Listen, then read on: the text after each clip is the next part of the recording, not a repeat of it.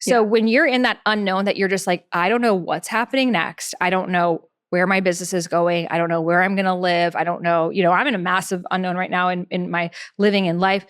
The longer I have found that I can stay into it, it's like you're quantum leaping timelines that like, imagine you're going up this elevator, right? So it's like you could have gone off on the first floor and then your life is just a perspective of one floor up. You could have waited a little bit longer and gone up on the 5th floor, waited a little bit longer on the 10th floor, the 20th floor, 100th floor, and it just keeps going up the longer you can stay in this unknown. But it starts to get really uncomfortable and you start to lose air and you start to be like, holy shit, I'm really high and I'm scared that if I fall, this is a really, really high distance right now. So let me just get off to where I know. Let me just jump ship. And it's like very few people will stay to that very top of the elevator and see how far it can take them. I don't think any of us really know. I think our elevators could take us places that we could never really imagine in this lifetime. And that doesn't necessarily mean the most reach or the most money. It looks different for all people. But I would say there's very few people on earth that are really living their fullest potentials. And I have noticed in myself just in this past year of moving and trying really different things in my career and showing up in different ways as myself. There have been moments that you've seen me, especially when I'm like moving Airbnbs, that I'm just like, can I just like get a lease and like stop this chaos? Like this is too much. I can't handle it. And I'll go there. But then I'll be like, wow, had I not come to Portugal, had I not come to this place, I wouldn't have learned that lesson. I wouldn't have made that song. I wouldn't have had that realization. So the more I can be in this washing machine that's like, kind of like mixing me the fuck up, but also it's making me purified of all of the things that I would have been holding on to. And, and I'm getting a snake tattoo tomorrow. Yes, because it's the shedding of the skin. And like when you can fully let yourself die, you can fully shed that skin. But death is being in that unknown for as long as it takes without any grasp or any grap or any, like, I remember after my divorce, like I shocked myself by how I handled it because I was like, I will die for eternity if that's what it takes. I might never wear colors again. I might never dance again. I probably won't even be funny anymore. But if that's what my new personality is, that's what it is. But I will not bring old me with me anymore. And I believe because I let myself die with no agenda, without any grasping or holding on, that's why I quantum leaped into this new expression that probably would have taken me years to uncover, but I let go of all the baggage and I let go of all the weight and I dove right into it.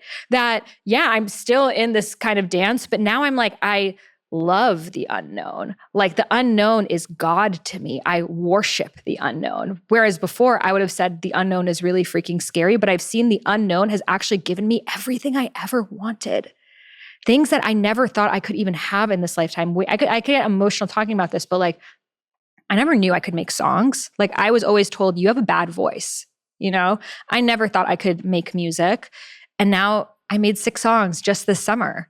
I never thought I could talk about sexuality and sensuality publicly. I'm like, I'm Middle Eastern. I remember reading someone's book, Melissa Ambrosini's book in 2018. I'm like, maybe in the next lifetime I can do that, but I can't because I'm Iranian and, my family and blah, blah, blah, my in-laws.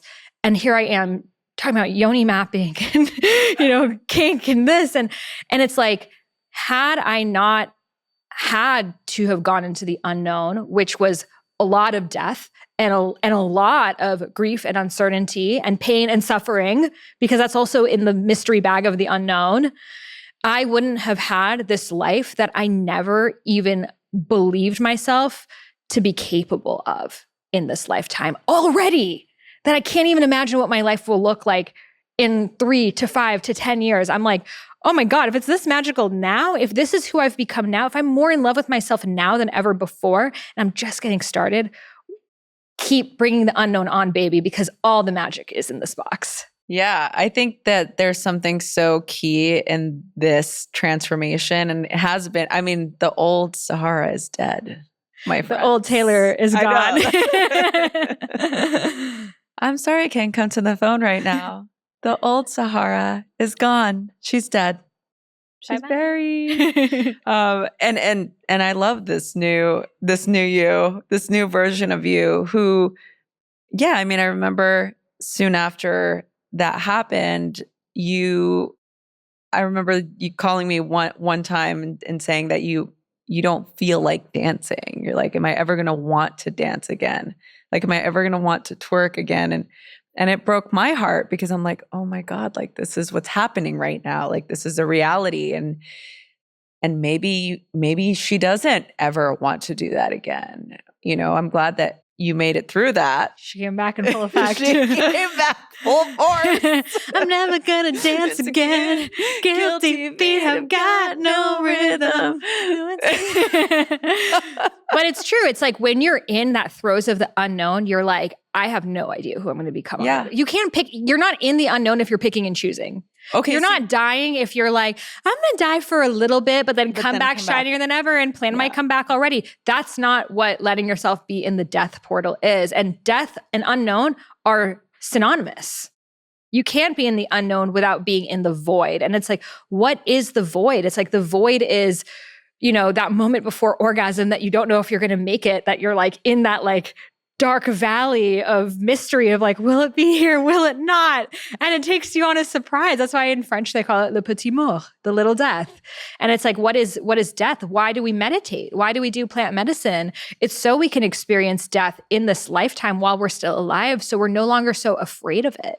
And the less fear we have of death, the more when life brings us these challenges and obstacles, instead of like clinging on to the former reality, we're like, oh, let me surrender into this because I know it wouldn't be here if there wasn't a reason.